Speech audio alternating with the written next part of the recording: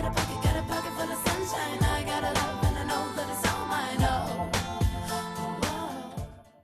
Hello, and welcome to Today with Audrey K. Today we have a very special guest, and as you know, all of our guests are special guests, and that's why they're on Today with Audrey K. But today we have with us Mr. Eddie Domino, and if the name sounds familiar to you, it's because he is the authentic nephew of Fats Domino. Just welcome Mr. Eddie Domino. Hi, Eddie, how are you? Hi, how you doing? It's so great to have you on the show. Thank you. Yeah, you know, I was at an affair and I heard him play and I heard him sing and I was so excited, and I think this is just a phenomenal opportunity to be sitting here with this. He's a great talent in his own right, and he also has so much information about his uncle, Fats Domino. Now, did you call him Uncle Fats? I mean, what did you call him? Well, actually, we called him Uncle Frere. And Frere is a Creole word which means little brother, because he was the youngest of all of his brothers and sisters. So Frere means little brother. Oh, okay. It was Uncle Frere, not Uncle Fats. So he grew up in New Orleans? Yeah. Is that where you grew up? Yeah. Okay. Tell us about growing up around Fats Domino. And did he like that name? Who gave him that name? Well, as Do you far know? back as, you know what, I guess maybe his brothers and sisters or somebody gave him that name, probably. I'm not sure, but as far back as I can remember, he was always called Fats, as you know, as far as I can remember. Mm-hmm. So I guess he just earned it.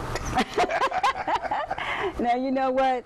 I read somewhere, and not to linger on the point of Fats Domino, but I read somewhere where he wanted to stay in New Orleans because, now, is that the way I should pronounce it? Because some people will say Nolans or... You fine. Okay. New Orleans, because the food was so great there, and he didn't want to live anyplace else but in New Orleans because he said that they really didn't know how to cook anyplace else. Did you hear that story? Well, you know, I don't know if that's why, but I know that he stayed in the Ninth Ward, which the Ninth Ward is the lower economic area of New Orleans, but he stayed there up until Katrina. With all the traveling, with all the fame and all that, he stayed right in the Ninth Ward. And the food, he did a lot of cooking. Like even on the road, when he went on the road, he would cook red beans and rice. You know, so I mean, and the food is the best in the world. I know. I tell my husband all the time, it's like if I could live any place else in the United States, I think New Orleans would be. You know why? Because when I went there, they had the best food ever. Yeah. They had. I don't think we had one bad meal when we were there. Now, speaking of Hurricane Katrina, now wasn't it a rumor that your uncle had died in the in Hurricane Katrina? Because I know his house was just pretty submerged. Right. Well, I guess, you know what? I guess people thought, but he had gotten out. But the Did you all think that he had died? well, you know what? At first, because that's what was on the news, because you couldn't get in contact with anybody.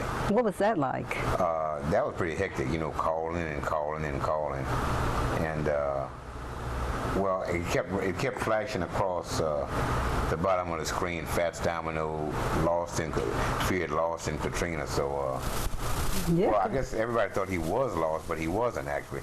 But they had to go up to like the second story because the water had, you know, he could have been lost but they got out. They did get out. Yeah, because even to a point where I think somebody hung a sign on his rest in peace. That would have freaked me out. Yeah. It's like, what are they talking about? So how long after that did you all hear from him and know that he was all right? I think it might have been a few days, so about maybe a few days, because at one time, you know, there was no calling in and no calling out, and they ended up going to the Superdome where everybody else went. Okay. So somebody got them over there, and they were there like maybe a day, Yeah. and they went on, I think, to Baton Rouge. Now, is it true that they had a fundraiser to actually rebuild his house? you know, to rebuild it from the damage that Hurricane Katrina? Well, you know what, the house is not rebuilt. Now, I know that there was a benefit at a place called Tipotino's where I know funds went to victims of Katrina or something like that, but I don't think it was to rebuild his house.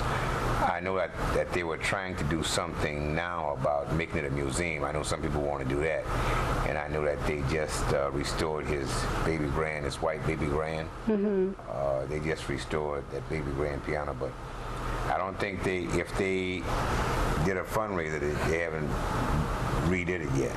So. See, that's what I'm saying. You can't believe everything that's on the internet.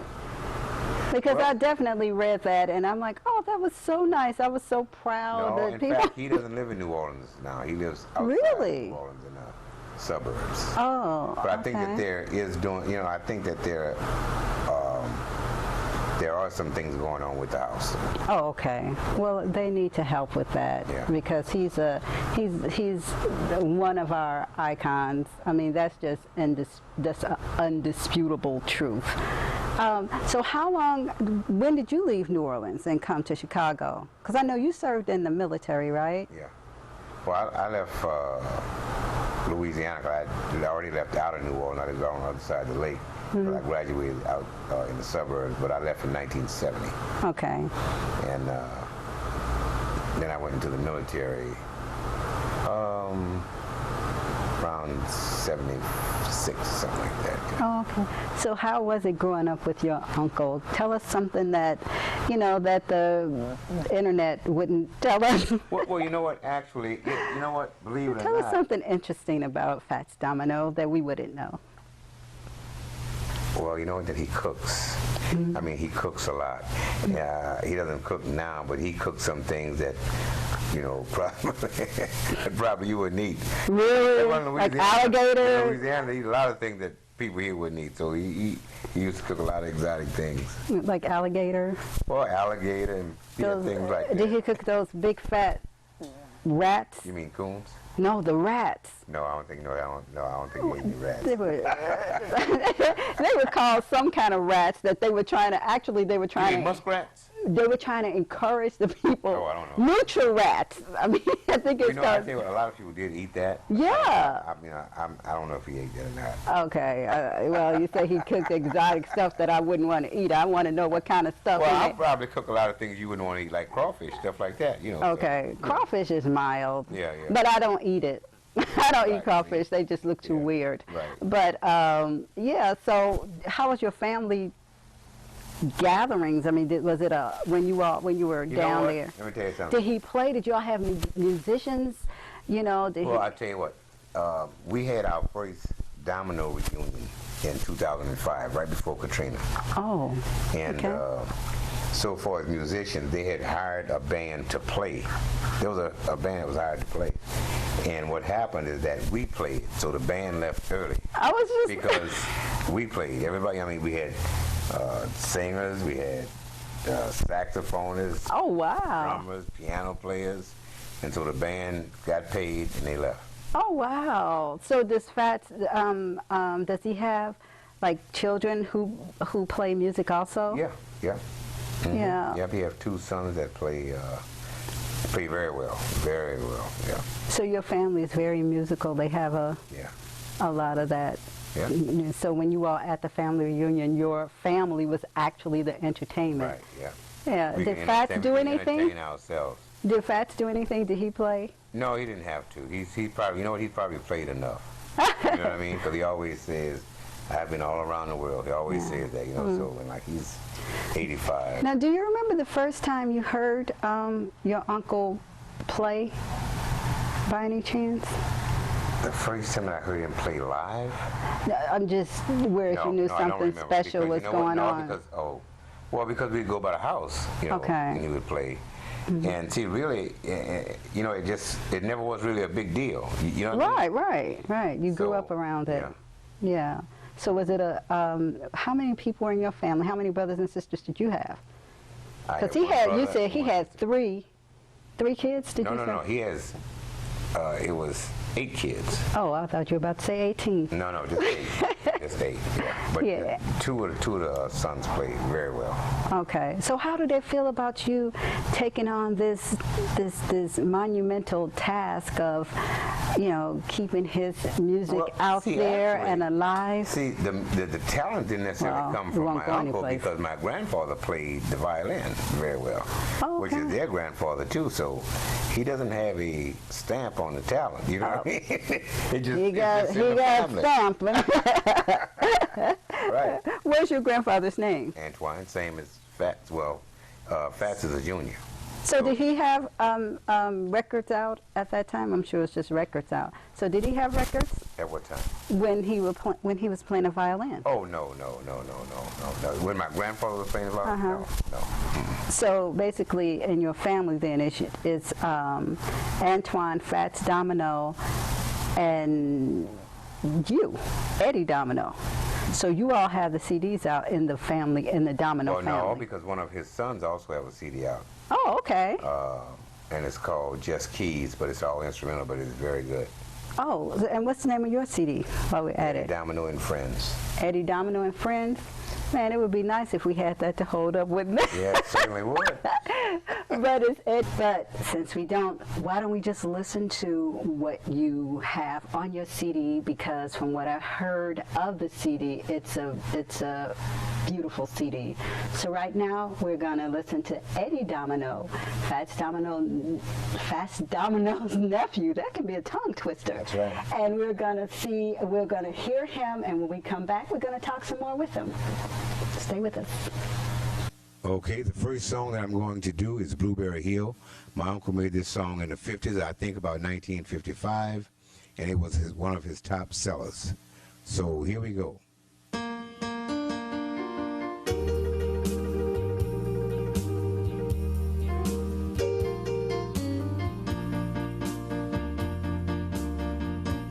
I found my thrill on Blueberry Hill, on Blueberry Hill, where I found you. The moon stood still on Blueberry Hill, on Blueberry Hill. My dream came true. The wind and the wind blows play, love sweet melody. But all of those vows we made were never to be.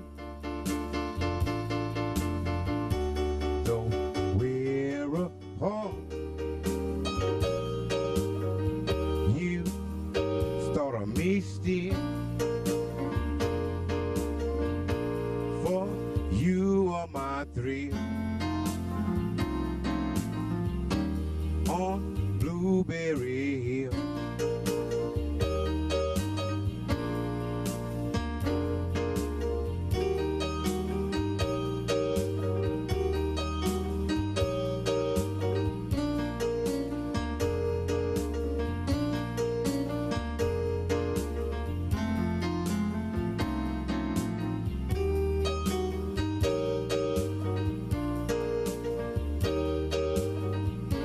The wind and the wind blows play,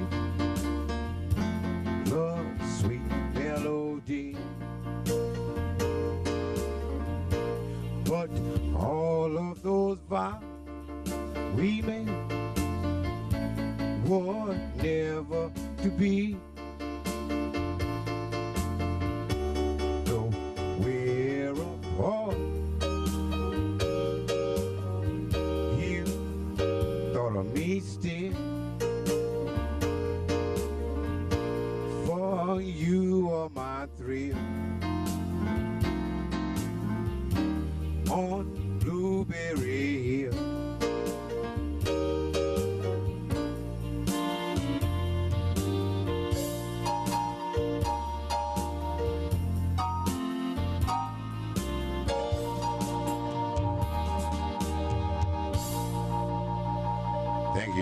thank you.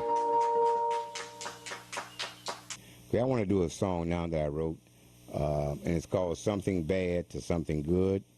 And it's a song that I wrote at a kind of a low point in my life, but realizing that whatever is bad can be turned into something good, about staying positive and moving forward.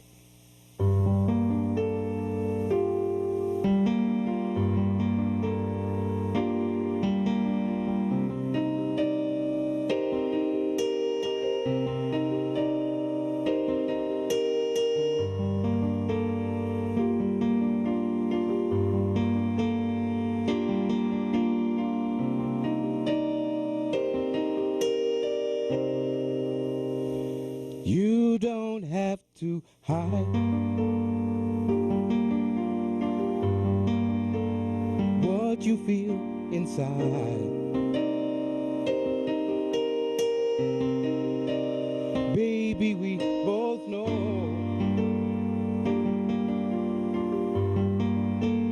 what we had has died.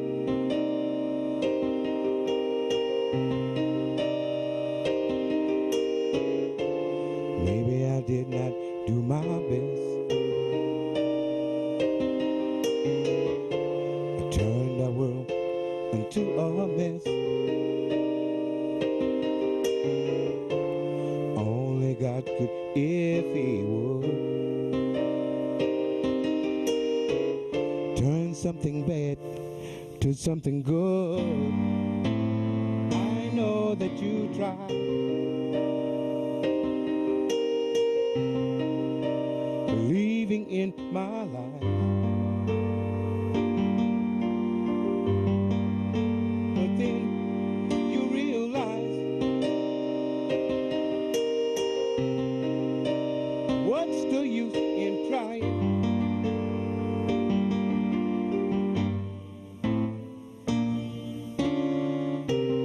Maybe I did not do my best. I turned our world into a mess. Only God could if He would turn something bad to something good.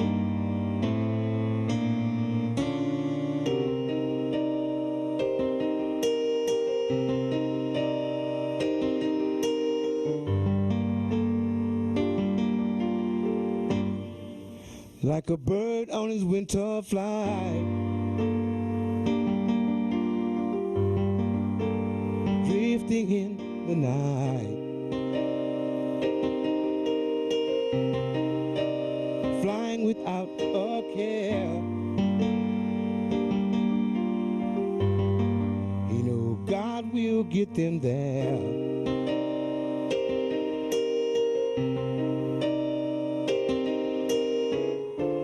Maybe I did not do my best. I turned our world into a mess. Only God could if He would turn something bad to something good. Thank you.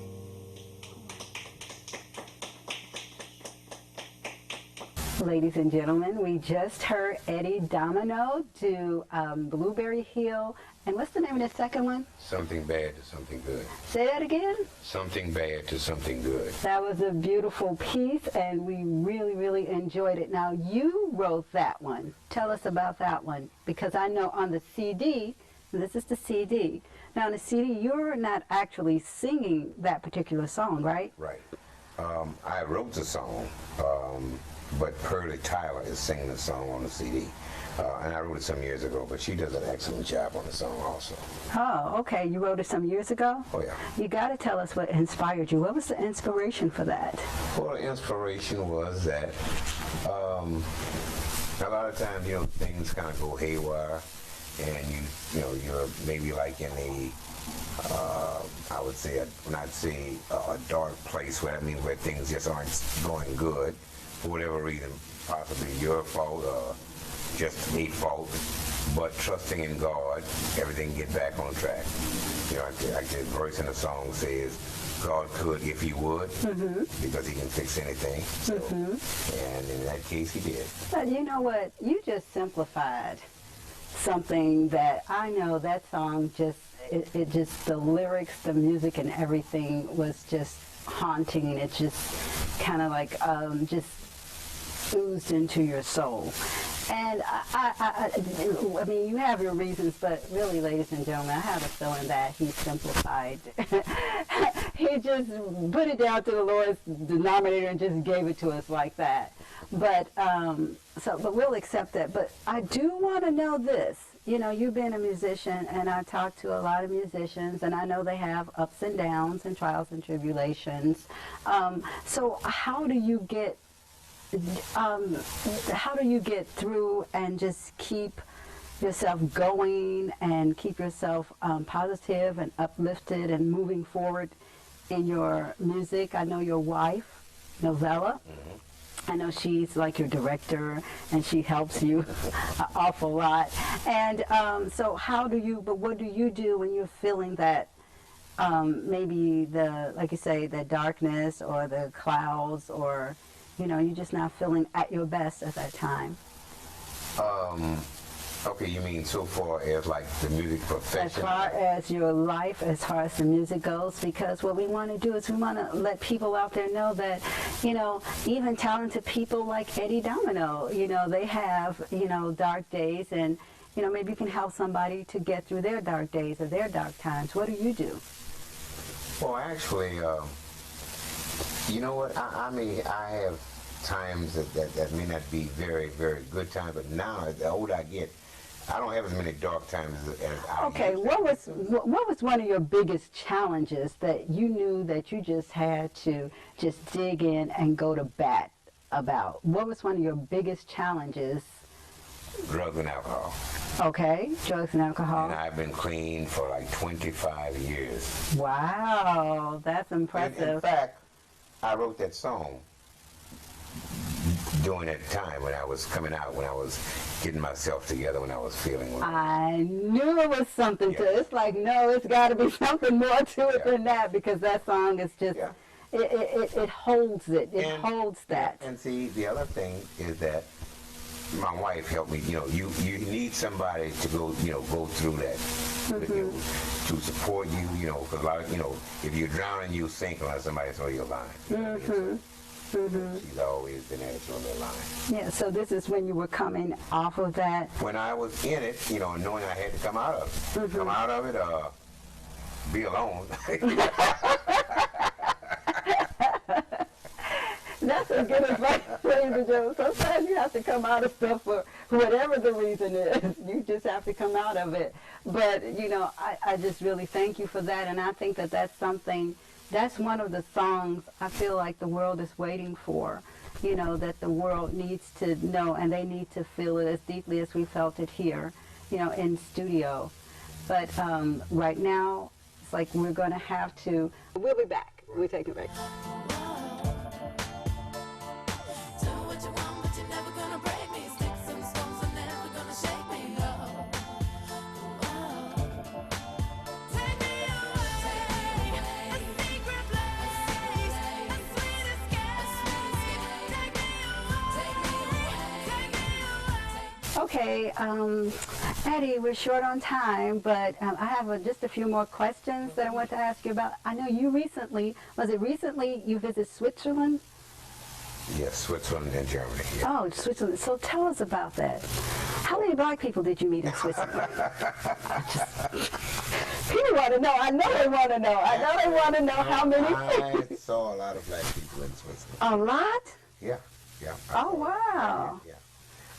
And how I, you know what? Well, the most fascinating story is that how I got to go, and part of the whole deal is that it amazed me that after all of these years, after playing, you know, I played with Bobby Rush and bands in high school and this and that and all that, and then at 61 years old, I'm over in Switzerland, in Germany, and well, thanks to this company. Jamal agency. But I mean, that, I thought about that when I was there. And so the good thing about it was that, is not to give up, And the other good, and the other good part about it is that somebody else saw something enough in me, to promote me to get me there. But I did see black people in Switzerland. Okay, now I understand they had a particular name for you that they used over in Europe and Switzerland. And I think it was Little Fats. Little Fats. Yeah, and because that's how they associated you with Fats Domino. Well, I tell you what, they know a lot about Fats Domino over there, a lot more than. Why is that? I hear all the time people, Yeah. They know a lot about the legendary artist, and overseas than they do here. Why is that? I tell you what. Do they appreciate us more than we appreciate us? You know what? In Germany, there was this was a young lady, and she came up the night that we were playing. She said, "Please play Blueberry Hill because my mother and father, this was the first song that they danced to." Oh. And I mean, she was young, a lot younger than me. And then there was a guy who knew this one song by my uncle named Valley of Tears. And I think it was something that happened over there.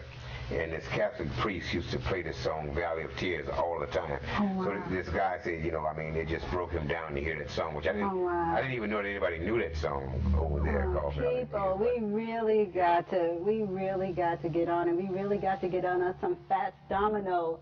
I'm sure you all hear all these songs and how it's affected people.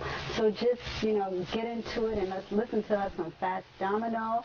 And with Eddie Domino, his music is also great, and believe me, you will not be disappointed when you hear his songs. I'm sure that they will touch you because they touched me. So